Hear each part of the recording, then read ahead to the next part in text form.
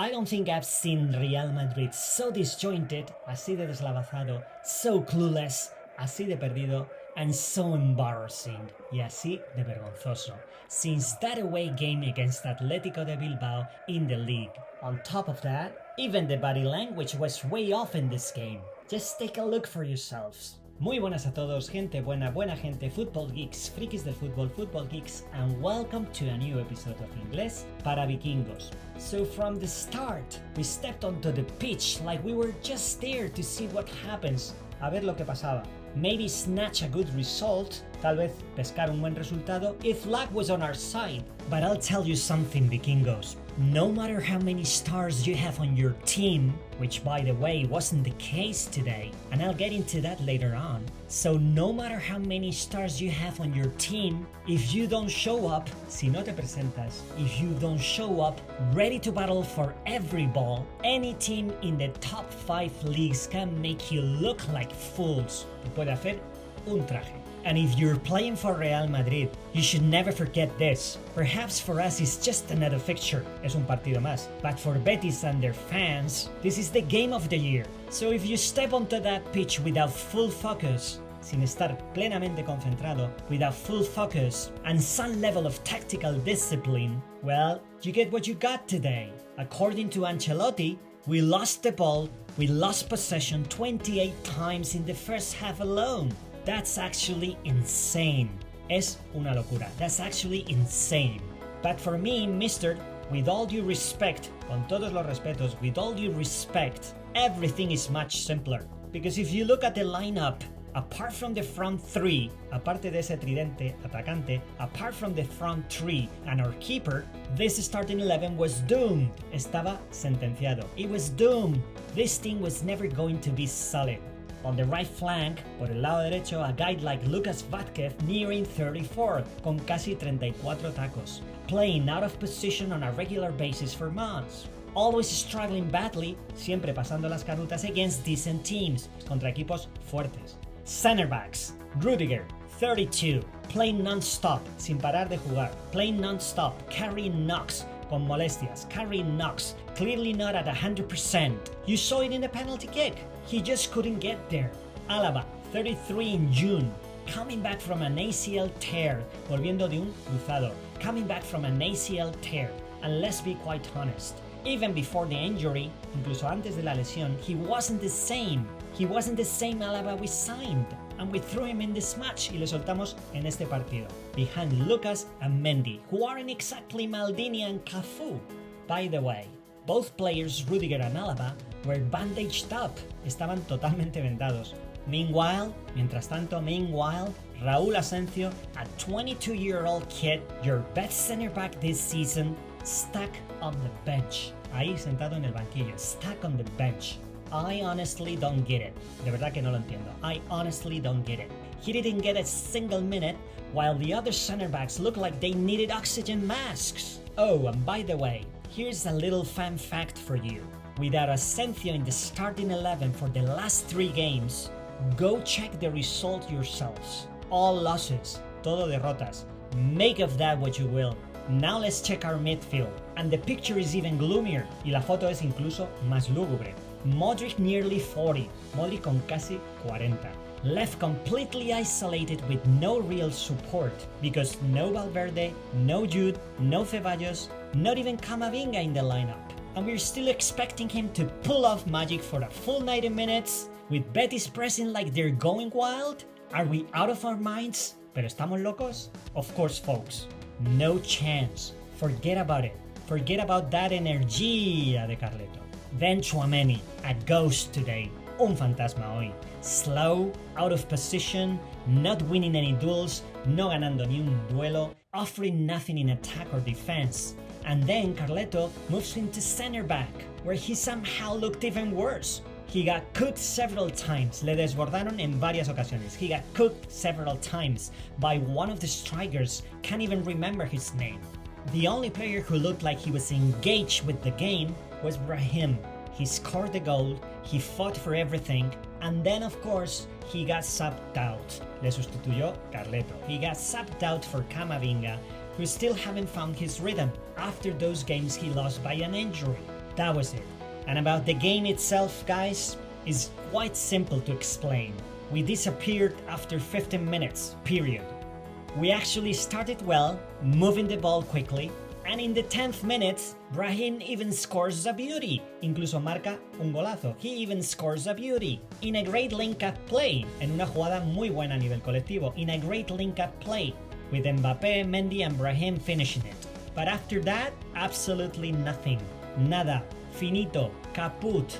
A whole bunch of nonsense. We couldn't even string, no podíamos ni siquiera hilvanar, we couldn't even string 3 passes together. Betis, fired up by the crowd, alentado por ese público, fired up by the wild crowd, did a lot of aggressive pressing and won many corners. I think they had 9 and we had maybe 2 or 3. And eventually, y más adelante, eventually in one of those, they got the equalizer, lograron el empate. And of course, the guy who headed it in, que lo remató de cabeza, the guy who headed it in was completely unmarked. Libre de marca, completely unmarked.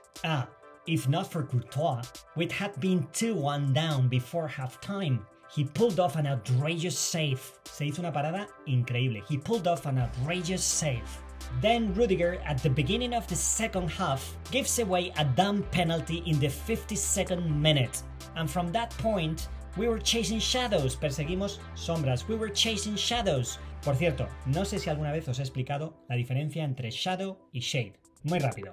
Shade sería como ese lugar protegido del sol, es decir, ahí no te va a dar el sol, como un refugio, ¿no? Let's sit in the shade. Mientras que shadow sería esa forma o esa silueta que se muestra de cualquier objeto que está delante del sol, ¿no? El ejemplo que os daba del partido. We were chasing shadows. Estábamos persiguiendo sombras. They had 18 shots to our 9 and only 2 of ours were on target. Solo 2 fueron a portería. You know what's crazy? Out of Betis' 18 shots, only 3 were on target. Solo 3 fueron a portería también. But they still ran circles around us. Pero aún así, nos marearon. They still ran circles around us. Credit to them. Hay que darles mérito. Credit to them. Carletos subs didn't work out this time.